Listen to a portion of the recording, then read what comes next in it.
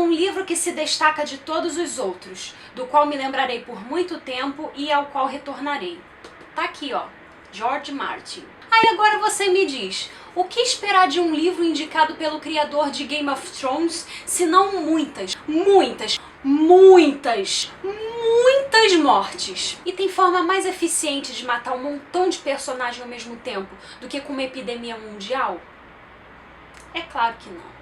Estação 11 é o quarto romance da escritora canadense Emily St. John Mandel. Ele foi publicado recentemente pela editora Intrínseca e a sinopse dele me fez comprar por impulso. Um ator super famoso de repente morre no palco na frente de todos os espectadores. Ele sofre um infarte enquanto interpreta o Rei Lear, que é o personagem dos sonhos dele. Na mesma noite, começa uma epidemia mundial. Estação 11 se passa num mundo devastado pela gripe da Geórgia, que é basicamente uma gripe muito forte, que é transmitida em tempo recorde e mata muito rápido, o que significa que vitamina C não adianta. E nesse mundo de pura calamidade, de pouquíssimos sobreviventes, tem uma trupe de artistas chamada Sinfonia Itinerante, que viaja de povoado em povoado apresentando peças do Shakespeare. E por que eles fazem isso? Porque sobreviver não é o suficiente. Sobreviver não é suficiente provém de Star Trek Voyager, episódio 122, que foi ao ar pela primeira vez em setembro de 1999. Tá aqui, é verdade.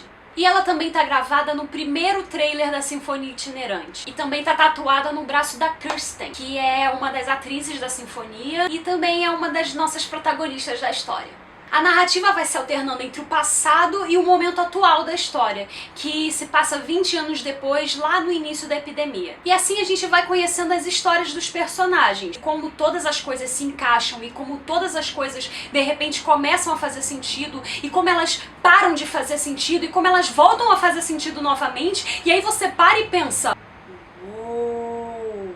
e no meio de tudo isso tem uma HQ, uma história em quadrinhos que foi produzida por uma artista no mundo pré-calamidade. Essa história em quadrinhos é o que dá título ao livro. Foi meio impossível eu não gostar desse livro, porque ele mexeu muito com o meu imaginário. Uma caravana de artistas viaja no mundo devastado apresentando peças de teatro. E apesar de todas as dificuldades possíveis que eles têm, de logística, de produção, de segurança, eles precisam continuar a fazer isso, porque sobreviver não é suficiente.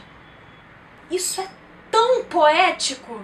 Eu só senti falta de um desenvolvimento melhor da relação entre a história em quadrinhos e toda a reflexão sobre humanidade que o livro propõe, porque o livro propõe essa reflexão. Eu achei que nessa parte a autora ficou um pouquinho focada demais nos dramas pessoais dos personagens. E por pessoais você entende como dramas de relacionamento. Mas isso não chegou a incomodar não, porque por outro lado, isso trouxe à tona questões muito interessantes sobre, por exemplo, a vida de um ator.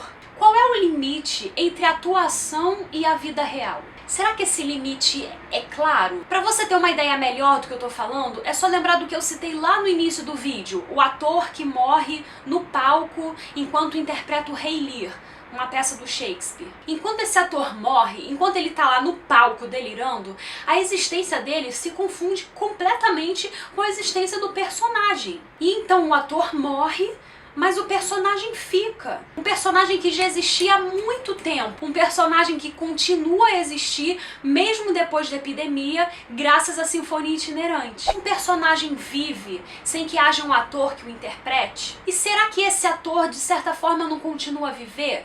Um pedacinho dentro desse personagem, mesmo depois de morrer? É mais ou menos essa a história de Estação 11, e é nesse momento em que o Coisa aparece. E aí você me conta o que achou de tudo isso. Será que eu te convenci a ler esse livro? O que você acha, Coisa? Não esqueça de dar um like no vídeo aqui embaixo pra gente e de se inscrever no canal caso você ainda não esteja inscrito. Beijo!